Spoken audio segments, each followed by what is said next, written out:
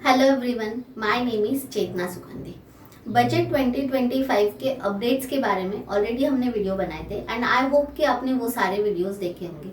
लेकिन उसके बाद भी काफ़ी सारे लोगों को कंफ्यूजन है कि अगर हमें कोई कैपिटल गेन की इनकम होती है तो उसके ऊपर टैक्स कैलकुलेशन कैसे होगा, क्या उससे हमें डिडक्शन में क्लेम कर सकते हैं, क्या हमारी वो इनकम हमारे बेसिक एग्जाम्पशन के इनकम की जो लिमिट है उसमें इंक्लूड होगी, क्या उसके सामने हमें 87A की रिबेट मिलेगी। तो ऐसे काफ़ी सारे कन्फ्यूजन्स हैं। तो आज इस वीडियो में हम वही सारे क्वेश्चंस के ऊपर डिस्कशन करेंगे एंड आई होप कि अगर आपको भी उसमें कुछ भी क्वेरीज है तो आपकी इस वीडियो के थ्रू वो सॉल्व हो सके। अगर आप हमारे चैनल पे फर्स्ट टाइम आए हो देन चैनल को सब्सक्राइब जरूर कर लेना अगर आपको हमारे वीडियोस अच्छे लगते हैं। उसी के साथ साथ अगर आप फ्री में accounting, GST, income tax, TDS, balance sheet कैसे बनती है, कंप्यूटेशन कैसे होते हैं, ये सीखना चाहते हो देन हमारे दूसरे चैनल की लिंक भी हमने डिस्क्रिप्शन में दी है, उस चैनल को भी जरूर सब्सक्राइब करें। तो चलिए स्टार्ट करते हैं आज के वीडियो के लिए। Short term capital gain and long term capital gain, ये दोनों ही कैपिटल गेन की इनकम होती है। अब इसमें दोनों में ही जो टैक्स की कैलकुलेशन होती है वो अलग अलग है, तो हम वन बाय वन देखते हैं। बट उसके पहले हमें जो भी हमारे स्लैब रेट है, आज के इस वीडियो में हम फिनेंशियल ईयर 24-25 एंड आने वाला जो हमारा साल है 25-26 उस दोनों के ऊपर बात करेंगे, क्योंकि फाइनेंशियल ईयर 24-25 जो कि 31 मार्च को एंड होगा, तो ये लास्ट मंथ है जो कि सबसे ज़्यादा इम्पॉर्टेंट है हमारे बुक्स को क्लोज करने के लिए एंड टैक्स प्लानिंग करने के लिए। तो हम 24-25 की भी बात करेंगे एंड उसी के साथ साथ हमारा जो बजट 25 आया था उसमें जो जो चेंजेस हुए उसके हिसाब से जो नेक्स्ट ईयर होगा उसमें हमें क्या क्या चेंजेस एप्लीकेबल है उसके ऊपर भी हम डिस्कशन करेंगे। तो इस वीडियो को एंड तक जरूर देखें, बहुत ही यूजफुल इंफॉर्मेशन होने वाली है। तो चलिए स्टार्ट करते हैं आज के वीडियो के लिए। अब देखिए, जैसे कि फाइनेंशियल ईयर 24-25 ऑलमोस्ट एंड होने पर है, तो फाइनेंशियल ईयर 24-25, अब इसमें आप सभी को पता होगा हमारे पास में दो ऑप्शन है, एक है ओल्ड रिजिम, एक है न्यू रिजिम। अब आप सभी को पता होगा ओल्ड के हिसाब से अगर हमारी इनकम 0 to 2.5 लगे तो हमें 0% है टैक्स का, देन 2.5 to 5 पे 5%, 5 to 10 20 एंड 10 अबव 30%। ये हमारा फाइनेंशियल ईयर 24-25 का ओल्ड रिजिम का स्लैब रेट है। वही अगर हम न्यू रिजिम में जाएंगे तो 0 to 3 पे 0%, 3 to 7 पे एंड 2 10 पे 10,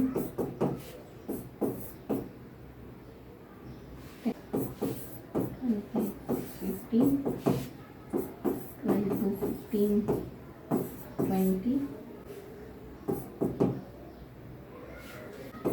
एंड अगर 15 लाख अबाउ जाती है तो 30%। ये है हमारा न्यू रिजिम का स्लैब रेट एंड ये ओल्ड फॉर फिनेंशियल ईयर 24-25। ये कब आया था? बजट जो 2024 है, ये कब आया था? जो हमारा इंटरिम बजट आया था, इंटरिम बजट आया था हमारा 22 जुलाई 24 को। इस डेट को भी याद रखना है बिकॉज आगे ये डेट हमारी बहुत यूजफुल होने वाली है in short term capital gain. उसके जब भी हम कैलकुलेशन करेंगे तो ये डेट बहुत इंपॉर्टेंट है प्रीवियस ईयर के लिए। Even in long term capital gain ये डेट बहुत ज़्यादा इंपॉर्टेंट है। अब बजट 2024 के हिसाब से ओल्ड एंड न्यू रिजिम के ये स्लैब रेट है। अब अगर इसी के साथ साथ हम इस साल जो हमारा फिनेंशियल ईयर 25-26 होगा, जो कि है बजट 25 के हिसाब से, जो हमारा साल स्टार्ट होगा कब से होगा? 1 अप्रैल से होगा। तो उसके हिसाब से जो हमारे जो स्लैब रेट है ओल्ड तो सेम ही है, 0 to 2.5, 2.5 लाख तक कोई इनकम टैक्स नहीं है उसके आगे जो स्लैब रेट है। बट इस साल सबसे बड़ी खुशी हुई थी कि 0 to 4 पे नील है, mean 0, 4 to 8, 8 to 12, 12 to 16, 16 to 20, 20 to 24 and 24 about. Means जहाँ पे पहले 10 लाख या अगर प्रीवियस अगर हम देखें तो यहाँ पे हमें ऑलमोस्ट 15 लाख अबाउ जाने पे 30% में आ रहे थे। बट इस साल के हिसाब से अगर हमारा 24 लाख से ज़्यादा जाएगा देन ओनली हम 30% में आएंगे। यहाँ पे 25,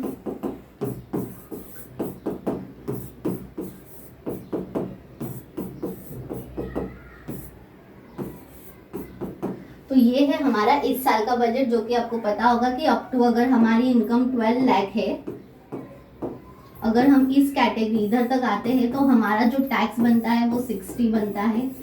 कैसे बनता है चलो वो भी हम कैलकुलेट कर लेते हैं। अब जैसे कि इसके ऊपर तो कितना बनेगा, 0 बनेगा। 4 to 8 लाख डिफरेंस कितना है, 4 लाख। 4 लाख पे 5% मीन्स हुआ हमारा 20,000, ठीक है। यहाँ भी गैप है 4 लाख। 4 लाख पे 10% हमारा हुआ 40,000 मीन्स हमारा टैक्स हुआ 60,000। लेकिन हमें 87A की जो रिबेट है, जो कि हमारी लिमिट थी ओल्ड रिजिम में 12,000, ओल्ड में हमें रिबेट मिलती है 12,500 एंड न्यू में बजट 24 तक की मीन्स 31 मार्च 25 तक जो फाइनेंशियल ईयर 24-25 है उसमें हमें मिलती है 25,000। उससे बढ़ा के अभी हमारा कर दिया है इस बजट में 87A को 60,000, ठीक है। तो हमारा हो गया टैक्स 0 इस हिसाब से अप टू 12 लाख। अगर यही पर्सन सैलराइड हुआ, अगर सैलराइड पर्सन है तो उसकी सैलरी 12 लाख प्लस उसकी स्टैंडर्ड डिडक्शंस भी उन्हें मिलते हैं 75,000, जो कि 50 थे उसे भी बढ़ा के 75 कर दिया प्रीवियस बजट में। तो उनकी सैलरी अगर 1275 है तो उन्हें भी कोई टैक्स नहीं आएगा, 0 टैक्स पे वो उनका रिटर्न फाइल कर सकते हैं। तो ये है इस साल के बजट का सबसे बड़ा हाईलाइट। अभी आज का जो हमारा मेन डिस्कशन है वो है कैपिटल गेन के ऊपर, ठीक है। अब कैपिटल गेन में एक होता है शॉर्ट टर्म कैपिटल गेन, एक होता है long term capital gain. Short term means क्या, 1 डे से ज्यादा एंड 12 मंथ से कम अगर उन्होंने उनके शेयर्स को होल्ड किया एंड उसके पहले ही उसे बेच दिया, मीन्स एक दिन आज खरीदा एंड 1 महीने बाद में बेचा, तो वो होगा शॉर्ट टर्म कैपिटल गेन। लेकिन आज खरीदा और आज दोपहर के पहले ही बेच दिया, मार्केट बंद होने के पहले, तो वो इंट्राडे में आता है, तो वो शॉर्ट टर्म गेन में नहीं आएगा। उसका जो रिटर्न्स होते हैं वो अलग होते हैं। तो आज हम सिर्फ इस 2 टॉपिक को कवर कर रहे हैं। तो 1 दिन से ज्यादा और 12 महीने के पहले अगर बेच दिया तो short term, and long term में 12 मंथ से अगर ज्यादा टाइम पीरियड तक उन्होंने शेयर्स को होल्ड किया और उसके बाद में वो स्टॉक बेच दिए, तो उस इनकम को हम करेंगे लॉन्ग टर्म कैपिटल गेन में कंसीडर, ठीक है। अब हम इसे एक एग्जांपल के थ्रू समझते हैं कि शॉर्ट टर्म कैपिटल गेन हुआ तो 24-25 में किस तरह से टैक्स होगा एंड 25-26 में जो आने वाला साल है उसमें क्या टैक्स होगा और क्या चेंजेस हुए हैं। मिस्टर एक्स, ठीक है, हम एक पर्सन लेते हैं, उन्होंने 1/4/24 को 10 लाख के शेयर्स परचेस किए एंड उसे 30 जून 24 को बेच दिए 9 लाख में, ठीक है। अब अगर इसे हम देखें तो 1 लाख का तो लॉस है, बट ये 1 लाख का लॉस कौन सा है, शॉर्ट टर्म कैपिटल लॉस है। तो क्या इस पे टैक्स आएगा, तो नहीं, इस पे कोई टैक्स नहीं आएगा। क्यों, क्योंकि लॉस हुआ है, इस लॉस में कोई टैक्स भरना नहीं आएगा, उल्टा ये आगे कैरी फॉरवर्ड होगा ताकि आगे जब भी कुछ प्रॉफिट हो तो उसमें वो एडजस्ट हो सकता है, ओके। अब मान के चलिए उन्होंने 1/4/24 को ना परचेस करते हुए उन्होंने परचेस किया होता 1/4/23 को परचेस किया एंड सेल किया 38 जून 24 को, ठीक है। तो ये हुआ फाइनेंशियल ईयर 24-25 का ही हम बात करें, शॉर्ट टर्म वाला भी उसी में था, अब लॉन्ग टर्म भी हम उसी में बात करेंगे, ठीक है। तो हम बात करें इस ईयर की, फाइनेंशियल ईयर 24-25, 1/4/23 को और बेचा 30 जून 24 को, 1 साल से ज्यादा का टाइम पीरियड हुआ। 10 लाख में खरीदा, 9 लाख में बेचा, 1 लाख का उनको नुकसान हुआ, बट ये नुकसान कौन सा हुआ उनको, लॉन्ग टर्म कैपिटल लॉस। इसमें भी सेम लॉस है तो कोई टैक्स नहीं आएगा, 0 टैक्स, इस पे कोई टैक्स नहीं आएगा। अब मान के चलिए सिचुएशन होती है उल्टी, फाइनेंशियल ईयर हम पहले 24-25 की बात कर रहे हैं क्योंकि अभी वही ईयर क्लोज हो रहा है तो हम इसीलिए उस ईयर की बात कर रहे हैं। मान के चलिए कि उन्होंने 1/4/24 को परचेज किए 10 लाख, ठीक है। अब हमारा जो इंटरिम बजट आया था वो आया था 22 जुलाई 24 को, ठीक है। अब इस दिन उन्होंने उनके सेल किए जो भी शेयर्स थे 15 लाख में। अब इस केस में तो उन्हें 5 लाख का प्रॉफिट हुआ, अब जो बजट 24 आया था 2024, उसके हिसाब से अगर कोई 22 जुलाई 24 इस डेट तक अगर कोई भी उन्हें कैपिटल गेन होता है, शॉर्ट टर्म कैपिटल गेन होता है, तो उस पे शॉर्ट टर्म कैपिटल गेन के ऊपर 15% का टैक्स लगेगा। तो इस पे @15% हमें टैक्स कैलकुलेट करना होगा एंड वो उन्हें लगेगा। मीन्स कितना होगा? 75,000। ठीक है, ओके।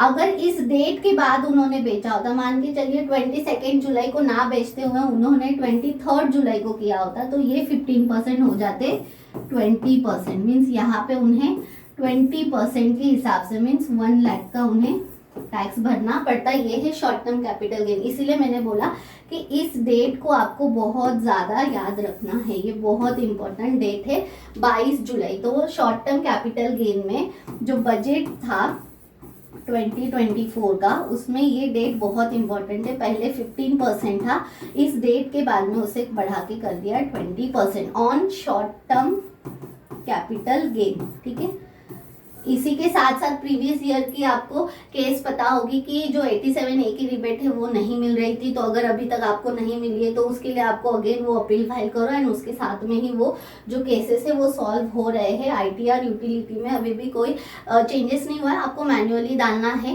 एंड जो कोर्ट की ऑर्डर्स आई थी वो भी उतनी ज़्यादा क्लियर नहीं थी कि नहीं आपको 87A की रिबेट, बस उसमें ये था कि डिपार्टमेंट ऐसे डायरेक्टली यूटिलिटी को चेंज करके ऐसा कोई लॉ पास नहीं कर सकती। तो इसीलिए उस पर भी कोई बहुत ही स्ट्रांग ऐसा ओपिनियन कोर्ट से भी नहीं आया है। तो ये है बजट 24 के हिसाब से फाइनेंशियल ईयर 24-25 जो कि अभी रनिंग है, जो कि मार्च में एंड हो रहा है। तो अगर आपको शॉर्ट टर्म कैपिटल गेन की इनकम होती है तो आपको ये डेट को ध्यान देना है एंड उसके हिसाब से आपका 15 या 20% होगा। इसी के साथ साथ अगर आप इसे मान के चलिए कि आपका सेम मिस्टर एक्स, ठीक है, उन्होंने 1 दिसंबर 23 को परचेज किए 10 लाख के शेयर्स एंड अभी 31 मार्च 25 को वो सेल करेंगे, या फिर डेट हम 31 जैन 25 को उन्होंने सेल किया इन 13 लाख। ठीक है, तो अब उन्हें बट ऑब्वियस है कि 12 महीने से ज्यादा के लिए होल्ड किया तो लॉन्ग टर्म कैपिटल गेन हुआ 3 लाख का। ठीक है, अब लॉन्ग टर्म कैपिटल गेन में आपको पता होगा एग्जम्पशन। तो जो बजट 24 आया था उसमें एक तो लॉन्ग टर्म कैपिटल गेन में 2-3 चेंजेस हुए थे, उसके ऊपर ऑलरेडी मैंने वीडियो बनाया, स्पेशली इन रेसिडेंशियल प्रॉपर्टी की। उसमें इंडेक्सेशन को हटा दिया था, इसको रिमूव कर दिया एंड जो रेट है उसे 12.5 कर दिया था। जो 20% था उसे 12.5 कर दिया। उसी के साथ साथ जो शेयर्स में अगर हमें कैपिटल गेन होता है तो जो एग्जम्पशन की लिमिट थी वो 1 लाख से इंक्रीज करके हम कर दी थी 125 सवाला। तो ये जो 3 लाख का गेन हुआ है इसमें से लेस हो गए एग्जम्पशंस जो गवर्नमेंट हमें देती है 1,25,000। तो जो बची है इनकम उस पे हमें टैक्स भरना पड़ेगा। 1,75,000 पे हमें 12.5% से जो है वो टैक्स पे करना होगा। फाइनेंशियल ईयर 24-25 की बात हो रही है। और जो हमारा नया वाला बजट आया है 2025 उसमें भी सेम ही आएगा, उसमें कोई और चेंजेस नहीं किए हैं। बस इसमें एक चेंज बहुत मेजर और जो बहुत बड़ा चेंज हुआ है जो कि आपको याद रखना है। अब आप एक दूसरा केस ले लेते हैं हम, उसे भी मिस्टर वाई का। ठीक है, मिस्टर वाई है जो कि उनका कोई और सोर्स ऑफ इनकम नहीं है, ओनली वो शेयर्स में डील करते हैं। तो उन्हें शॉर्ट टर्म कैपिटल गेन हुआ है 1 लाख का और उन्हें लॉन्ग टर्म कैपिटल गेन हुआ है 1 लाख का। ठीक है, अब इस 1 लाख के सामने तो उनका एग्जम्पशन जो है 1.25 लाख का वो एडजस्ट हो जाएगा। तो यहाँ पे तो उन्हें कोई टैक्स नहीं आएगा बिकॉज ये माइनस में चला जाएगा वो पूरा 1 लाख। तो यहाँ पे तो उनकी इनकम हो गई 0। बट इन्हें शॉर्ट टर्म कैपिटल गेन हुआ है 1 लाख का। तो क्या ये इनकम जो हमारा बेसिक इनकम का जो स्लैब है, बेसिक एग्जम्पशन इनकम है, जो कि एज पर 24-25 फिनेंशियल ईयर के लिए अगर वो ओल्ड रिजिम में जाते हैं तो 2.5 लाख है, एंड अगर न्यू में जाते हैं तो 3 लाख है। तो क्या इसमें इंक्लूड होगी? तो यस, बिल्कुल, ये जो इनकम है वो इसी में इंक्लूड होती है। अगर आपकी इस लिमिट के नीचे इनकम है देन आप अगर आईटीआर फाइल नहीं करना चाहते हो तो कोई इशू नहीं है, लेकिन वो इनकम आपकी इसी में इंक्लूड होगी। बस एक है कि जब भी हम टैक्स कैलकुलेट करेंगे तो वो स्पेशल रेट में ही कैलकुलेट होगा, उसके ऊपर 87A की जो रिबेट है वो नहीं मिलेगी।